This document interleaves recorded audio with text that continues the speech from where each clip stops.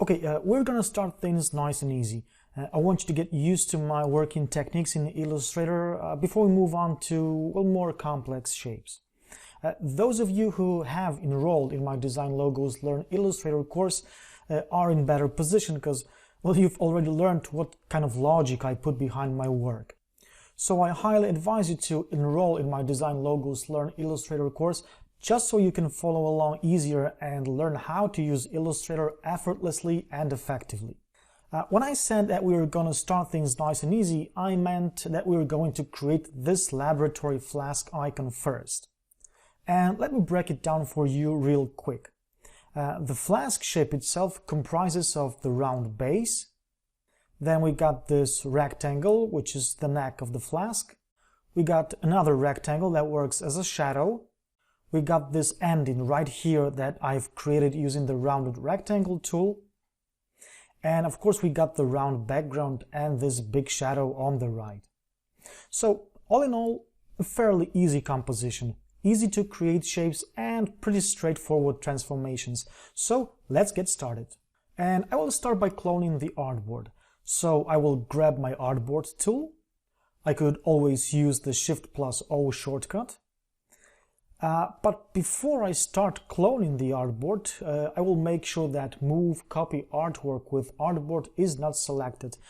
We only want to copy the artboard itself, not the icon, not the artwork.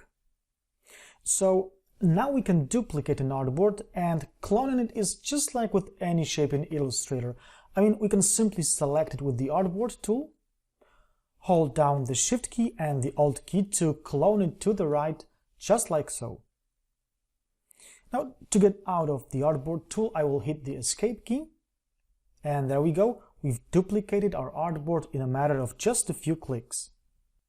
Now, if you want, you can rename the newly created artboard by double-clicking the artboard's name and entering a name inline in the artboard's panel. But that's totally up to you. What I will do, however, is I'll create a new layer for the newly created artboard. So I will go to the Layers panel, and I will Alt-click the new layer icon down here. So, I can get a Layer Options dialog box where I will name my layer as Lab Flask, for instance. At this point, I really don't care about other options, so I will leave them and just click OK. But I will lock the original layer by clicking in the spot to the left from the layer's name, which brings up this padlock icon, just so I don't mess the original artwork up accidentally. And yeah, I'm ready to create my icon. I will start with the circle base of the flask, and well, you probably guessed it, I will use the ellipse tool. Quick note here, guys. I use a lot of shortcuts when I work with Illustrator. They not only add a more sort of professional feeling to the workflow, but they really make creation and transformation process quicker. So I highly encourage you to learn at least the most basic shortcuts like the L key, which initializes the ellipse tool. So with the tool enabled, I will draw a perfect circle, holding down the Alt and the Shift keys to constrain the proportions and to start drawing from center like so. Now I will add a neck to the flask. So I want to draw a rectangle, right? And for that I'll go to the rectangle tool this time. But normally I'd go for the N key shortcut. Okay, so let me drag a rectangle like so. Yeah, I think that this should be fine. I also want to make sure that these both shapes align properly, so I will align them to center, making sure that in the control panel Align to Selection option is checked. Now I'm going to need the top part of the flask, and as I mentioned before, I will create it with the rounded rectangle tool.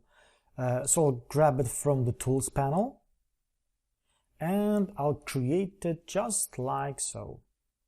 I want to make it a bit taller. Don't worry that it might look too tall. We will take care of it in a second. Again, I want to make sure that these shapes align properly, so I will align them to center. Okay, Now I want to take care of this lastly created rectangle because, as we said before, it's too tall. So with the selection tool, I will double click on it to isolate it from other shapes, because what I want to do now is to delete its bottom part.